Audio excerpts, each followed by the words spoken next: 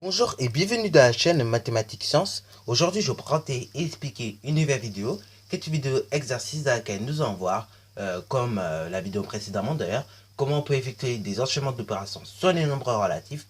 Mais là, donc, cette fois-ci, on va plus avoir seulement des opérations basiques sur les nombres relatifs à effectuer.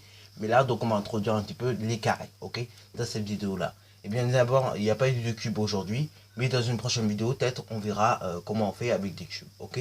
Mais bon, avec les cubes, je vous rassure, c'est le même principe qu'avec des carrés. Donc ça se peut qu'elle ne sortira même pas cette vidéo, mais quand j'en parlerai, quand on fera les puissances, ok. Bon, alors donc là, du coup, je vous laisse mettre la vidéo en pause pour effectuer ces deux premiers calculs. Et donc après, nous allons essayer de comprendre déjà rien qu'avec les carrés, parce qu'après, avec les cubes, les exposants 4, 5, 6, vous allez comprendre très rapidement au fur et à mesure. Ok, donc je vous laisse mettre la vidéo en pause pour effectuer ces deux opérations. Et après, donc, nous allons essayer de comprendre un petit peu comment ça marche. Sur ce donc, correction, et donc nous allons corriger, c'est la première opération déjà d'une. Donc la première opération, c'est 2 multiplié par 4 plus 6 au carré, moins 4, ok. Alors là, le 6 avec le petit 2 en haut, ça se lit 6 au carré, ok.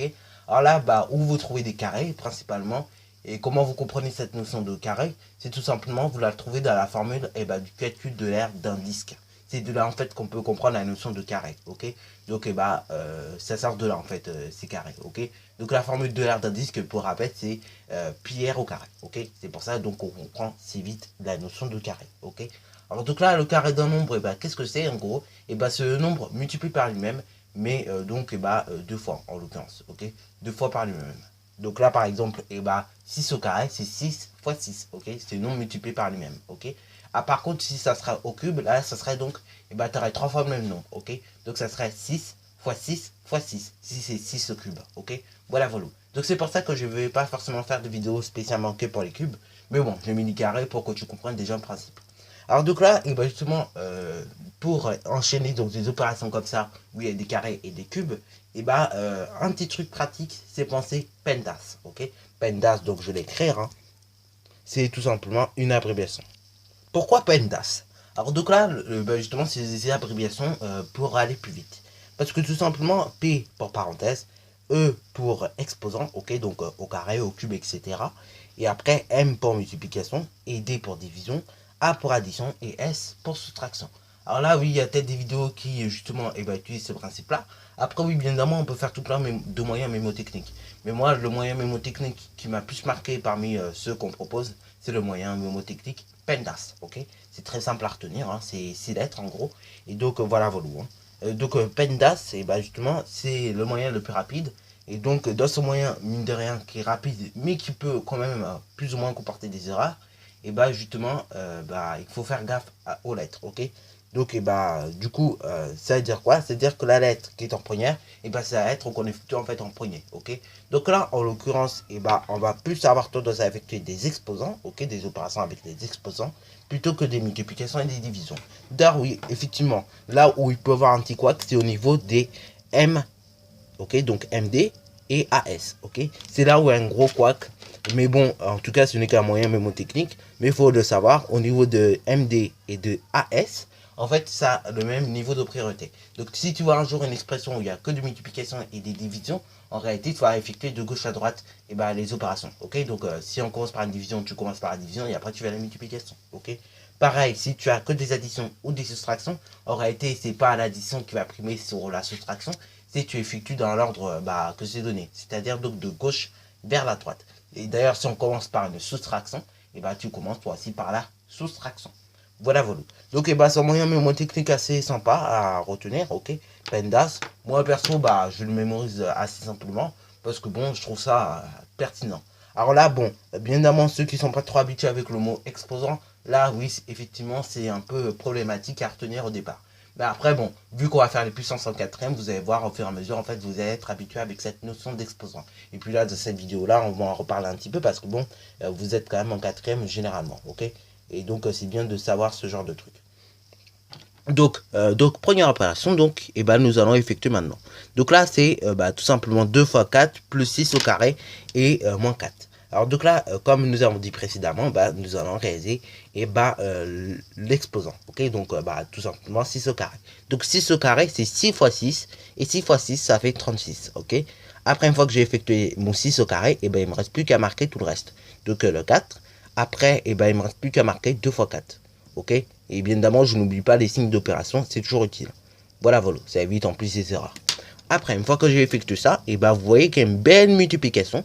Donc du coup, j'ai effectué cette très belle multiplication. 2 fois 4, ça fait combien? Et ben ça faisait 8 au CP. Ça fait toujours 8 en quatrième. Ok. Voilà, voilà. Après, je peux mettre 36. Et après, je recopie le moins 4 également qui va avec.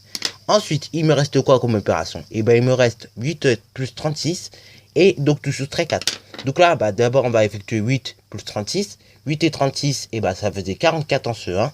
Ça fait toujours 44 en quatrième. Tu soustrais 4. Voilà, voilà. Et bah, tu obtiens 40. Ok. Voilà, voilà. Donc A est égal à 40. Bon, alors là, bien évidemment, le calcul était assez simple. Ok.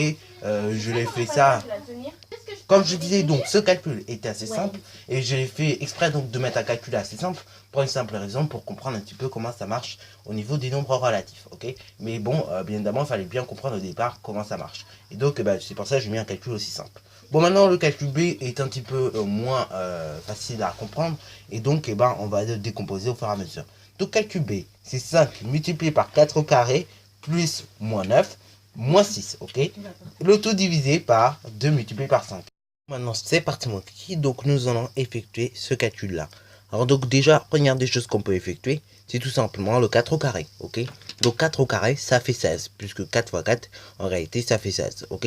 Donc déjà, au numérateur, on pourra effectuer 4 au carré, ce qui fait 16. Donc après, je recopie tout ce qui reste, hein. Il me reste un 5, et le multiplier avec. Et après, donc, plus le moins 9, ok. Et après, on retire 6, ok. Et après, donc, on bat, 2 fois 5, on peut l'effectuer, ça fait combien? Tout simplement, ça fait 10, ok. Voilà, voilà. Bon, alors là, donc là, nous avons presque fini en réalité le calcul. Maintenant, première des choses à effectuer quand on voit ce calcul-là, 5 multiplié par 16, plus moins 9, moins 6, tout simplement, c'est, on doit effectuer donc, la multiplication ici. Donc 5 fois 16, ça fait 80, ok. Après, donc, je recopie tout ce qui me reste. Donc, il reste un moins 9. Et après, il reste un moins 6, ok. Voilà, voilà. Et après, donc, en bas, on a toujours 10, ok. Là, ici, donc, ça n'a pas bougé. Après, donc, je recopie donc à nouveau l'expression, mais tout en faisant les calculs nécessaires. Donc là, ici, nous avons que des additions et des soustractions. Donc, ça veut dire un même niveau de priorité. C'est-à-dire, donc, on fait de gauche à droite. Et donc, tout simplement, on peut commencer à faire 80 moins, moins 9, tout simplement, ok. Puisque 80 plus moins 9, en réalité, c'est 80 moins 9. Et 80 moins 9, tout le monde le sait, ça fait 71, ok. Voilà, voilà. Et après, donc, on peut mettre moins 6 également. Et en bas, donc, on peut mettre 10, ok. Après, donc, on peut continuer. 71 moins 6, ça fait donc 65, ok. 65 dixièmes. Ah tiens, 65 dixièmes, c'est curieux, c'est une fraction décimale. Donc, on va pouvoir donner son écriture décimale de manière très simple. Tout simplement en divisant 65 par 10. Et donc là, 65 divisé par 10, ça fait 6,5. Voilà, voilà. Sur ce donc, voilà, voilà comment on peut effectuer des calculs avec des carrés et donc, en l'occurrence, avec des quotients, ok. Donc là, j'espère que tu as bien compris cette vidéo, que tu as bien aimé. Et donc, sur ce donc, c'est déjà la fin de cette vidéo. Donc, n'hésite pas à commenter et donc, bonne réussite à toi en mathématiques et en sciences.